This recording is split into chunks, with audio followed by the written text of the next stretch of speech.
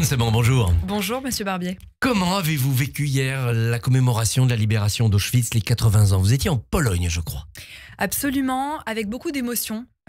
Pour vous dire la vérité, et je crois comme beaucoup de Françaises et de Français, avec beaucoup d'émotion parce que cette commémoration des 80 ans de la libération du camp d'Auschwitz-Birkenau intervenait dans un contexte particulier après le 7 octobre qui est le plus grand pogrom de juifs depuis la Seconde Guerre mondiale. On est aujourd'hui dans un contexte avec une résurgence de l'antisémitisme en France, en Europe et dans le monde qui est insupportable. Je veux ici rappeler les derniers chiffres qui ont été publiés par le CRIF et le SPCJ. 1570 actes antisémites en 2024 contre 436 en 2022. Ces chiffres veulent dire quelque chose. Et donc, je crois que nous avons aujourd'hui non seulement un devoir de mémoire qui est marqué par les 80 ans de la libération des camps, mais surtout un travail de mémoire. Se souvenir de la libération des camps en ce 27 janvier 2025, c'est important. Mais aujourd'hui, demain, après-demain, il faut continuer à travailler sur cette mémoire-là. Mais bientôt, nous n'aurons plus de témoins survivants pour participer à ce travail de mémoire. Est-ce que ça va être possible encore? Bien évidemment. Si collectivement, il y a une volonté de forger et de former les passeurs de mémoire de demain, eh bien oui, c'est possible. Et je crois qu'aujourd'hui, nous avons une responsabilité individuelle, collective, à former des passeurs de mémoire, à écouter avec la plus grande attention les témoignages des derniers survivants de la Shoah. Et ça, c'est important. Quand vous parlez avec eux, beaucoup vous diront avec beaucoup de résilience, si je suis en vie encore aujourd'hui, c'est une chance. Et je dois faire de cette chance quelque chose d'utile. C'est former les futures générations à déconstruire les préjugés dès le plus jeune âge, à comprendre la tolérance, à faire de la diversité une richesse et non une tare. Vous avez choisi aussi la musique. Il y avait un violon rescapé de la Shoah, lui aussi, qui vous a accompagné dans cette commémoration. Absolument. Dimanche soir, j'ai donc aidé à organiser un concert, une symphonie pour la vie.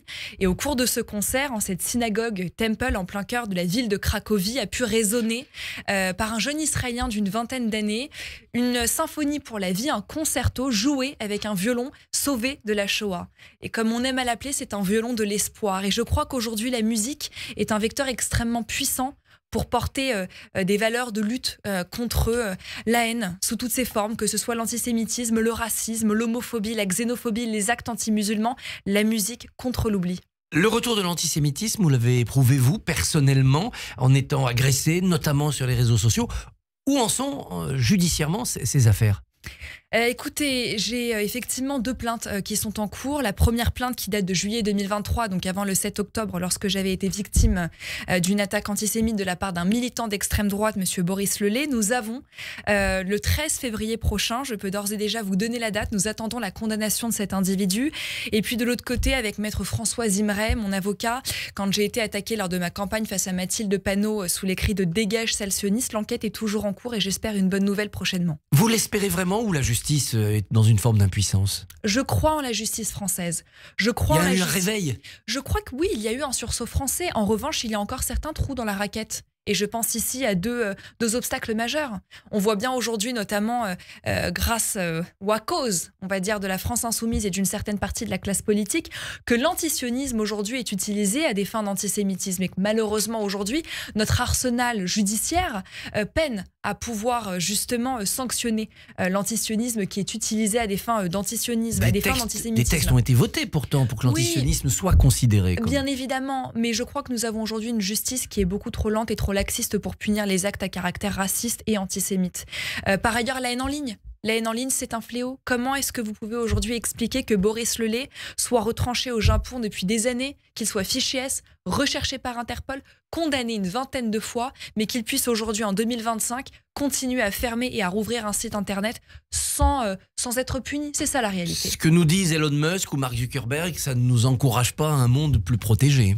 Non, et je crois qu'à l'échelle européenne, nous devons aller plus loin. Vous savez, nous avons certains outils qui nous permettent aujourd'hui de punir la haine en ligne, comme le Digital Services Act, le règlement sur les services numériques, qui renvoie, si je puis dire, aussi la responsabilité sur les grandes plateformes et qui, parfois, peut leur imposer des sanctions qui peuvent aller jusqu'à un certain pourcentage de leur chiffre d'affaires s'ils ne prennent pas les mesures nécessaires pour effectuer un travail de veille et pour retirer certains contenus haineux. La responsabilité, elle est non seulement du côté des utilisateurs, mais aussi des grandes plateformes. Victime d'antisémitisme, vous êtes dans le dernier album de Johann Sfar, Que faire des Juifs. Est-ce que c'est important? Est-ce que ça peut être utile? C'est non seulement utile, mais je crois que Johan Sfar a cette qualité de pouvoir dire les choses avec beaucoup d'humour et d'autodérision. Vous savez, je vais vous le dire ici en toute honnêteté, il m'a écrit hier quand j'étais de retour de Pologne en me disant ça va, tout se passe bien en Pologne. Je lui ai dit oui et je lui envoie une photo de l'avion où il pleuvait. Et il m'a dit écoute, si on avait été tué à Hawaï, peut-être que la situation serait plus agréable. Quelques minutes après, il publiait sur Instagram justement un croquis où il dépeignait cette conversation. Johan Sfar est un homme extrêmement brillant dont je veux saluer le courage. Il a toujours les mots justes. Il sait utiliser l'autodérision pour faire passer des idées. Et oui, j'ai été extrêmement honorée, mais surtout très inquiète de figurer dans cette BD « Que faire des Juifs ?» En 2025, on se demande, oui, que faire des Juifs? Que faire des Juifs qui pratiquent? Que faire des Juifs qui ne pratiquent pas? Que faire des Juifs qui assument aujourd'hui d'être victimes d'antisémitisme, qui assument de vouloir pratiquer leur religion? C'est ça la réalité et ça veut dire beaucoup du mal-être juif dans laquelle nous nous situons aujourd'hui. Pendant que vous étiez en Pologne, Louis Boyard est arrivé en tête de la municipale à Villeneuve-Saint-Georges avec sur sa liste Mohamed Ben Yakhlef qui a comparé le Hamas à un mouvement de résistance. Qu'est-ce que ça vous dit du combat politique à mener, que vous menez? Si vous voulez, plus rien ne m'étonne de la part de la France Insoumise et je le déplore. C'est un parti qui est anti-républicain et il ne s'en cache plus. Quand vous avez notamment une Madame Rima Hassan qui refuse de voter au Parlement européen, qui vote contre une résolution demandant la libération de Boualem Sansal, cet écrivain algérien, franco-algérien, qui est détenu par le régime dictatorial en Algérie, ça prouve quelque chose. Quand vous avez notamment des élus de la France Insoumise qui décident de voter une proposition de loi et de déposer une proposition de loi pour abroger le délit d'apologie du terrorisme, ça veut dire quelque chose. Quand vous avez des élus de la France Insoumise qui refusent de qualifier le Hamas comme étant une organisation terroriste, ça veut dire quelque chose. Ils ont aujourd'hui choisi leur ligne de conduite, c'est le clientélisme électoral, c'est le communautarisme, c'est la guerre des religions en France. Face à cela, la République ne peut et ne doit céder et j'en appelle, si vous me le permettez, aux élus socialistes. Il négocie en ce moment. Il dit si vous retirez Ben Yakhlef, on peut fusionner les listes. Mais il y a un moment, il faut arrêter les discours, les faux semblants, les discours hypocrites. Que le Parti socialiste se ressaisisse. Vous savez, ce n'est pas la première fois. Nous sommes nombreux parmi des élus, notamment du bloc central, à en appeler au Parti socialiste qui a manqué à son devoir. L'histoire regarde aujourd'hui la social-démocratie. Moi, je veux rappeler aujourd'hui que le Parti socialiste a une responsabilité énorme. Celui de prendre ses distances une bonne fois pour toutes. On ne fait pas dans l'ambiguïté quand il s'agit de faire dans le républicanisme. On est peut-être au bord de cette rupture enfin entre le PS et la France insoumise, de par les négociations nationales. Vous y croyez? J'y crois. J'y crois. Vous savez, je ne fais pas de la politique, contrairement à certains dans notre pays. Il y a certains partis politiques dans notre pays pour des étiquettes. Moi, si je fais de la politique, c'est pour les Françaises et les Français. C'est pour le pays et pour avancer dans le pays. On le voit notamment sur les négociations budgétaires. C'est quoi ce cirque? C'est quoi ce cirque? Ça fait 5 mois, depuis septembre qu'on attend un budget. Les Françaises et les Français attendent un budget et ça patine.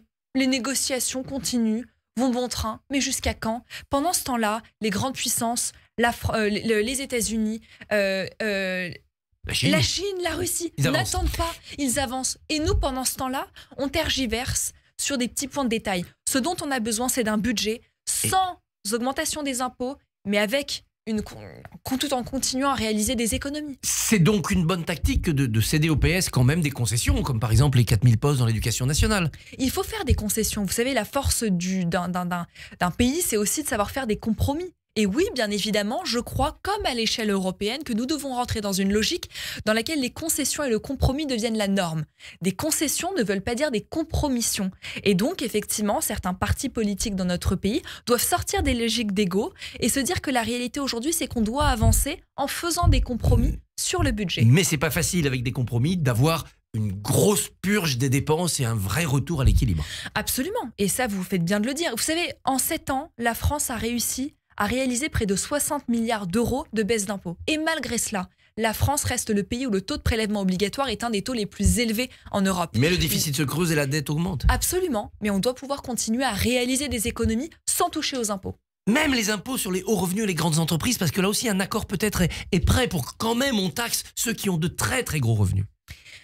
La taxation sur les hauts revenus, vous savez, on a réalisé des baisses d'impôts pendant ces 7 dernières années. On voit bien aujourd'hui la situation économique du pays telle qu'elle est. Moi, je crois qu'il ne faut pas toucher aux impôts. L'impôt sur les sociétés est à 25% contre 21% à l'échelle de l'Union européenne. L'impôt de production, on est à 4% du PIB en France contre 0,75% du PIB en Allemagne. L'augmentation des impôts, pour moi, c'est la solution de la facilité. Ce n'est pas la solution de l'efficacité. Continuons à réduire les dépenses et à dépenser de façon plus efficace. Vous vous occupez de Renaissance en Seine-Saint-Denis. Alors quel est l'avenir de Renaissance? Est-ce que c'est devenu tout simplement l'écurie présidentielle de Gabriel Attal?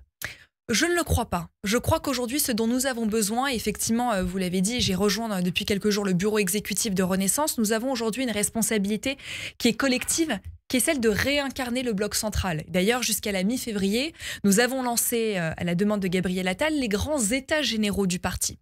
L'objectif, il est très clair. C'est de revenir sur une réflexion sur les fondements du parti. Qu'est-ce que nous voulons incarner dans les années à venir? Quel est l'ADN de ce parti politique? Consulter encore et toujours. Et donc, nous organisons des centaines de réunions à travers toute la France pour consulter, écouter les militants et pouvoir avancer et redonner, surtout refaire de ce parti un parti d'idées. Les Françaises et les Français n'en ont que faire des étiquettes politiques. Ce qu'ils veulent, c'est des idées nouvelles, des idées efficaces pour répondre à leurs préoccupations du quotidien. Mais après, il faudra choisir un seul candidat pour ce bloc central. Si on a Attal, Philippe, Bayrou et d'autres, on est sûr d'avoir Mélenchon-Le Pen au second tour. Ah, ça c'est une réalité et je crois que ça se prépare dès maintenant. Moi, je veux juste rappeler que dans quelques mois, en 2026, nous aurons des élections municipales qui permettront aussi de conditionner les futures élections présidentielles de 2027. L'heure est au rassemblement. L'heure est au rassemblement de toutes les forces démocrates, de toutes les forces modérées de notre pays, qu'elles soient de gauche comme de droite. Vous serez candidate au municipal? L'avenir nous le dira. En revanche, une chose est claire et nette, je ne compte pas m'arrêter de servir mon pays. Le combat politique va devenir majeur dans les 2 ans qui viennent. Bien évidemment, je suis élu local à Rosny-sous-Bois en Seine-Saint-Denis et quand je vois la montée des extrêmes, et d'ailleurs de façon inquiétante de l'extrême droite aussi, dans mon département, oui, j'ai envie de m'engager. Il est hors de question de laisser aujourd'hui le pays à la France insoumise ou au Rassemblement national. Shannon Seban, merci et bonne journée. Merci à vous, bonne journée. Merci beaucoup Christophe, on vous retrouve demain matin à 7h45. Votre invité sera Patricia Miralles, ministre des Anciens Combattants. Radio J, retrouvez le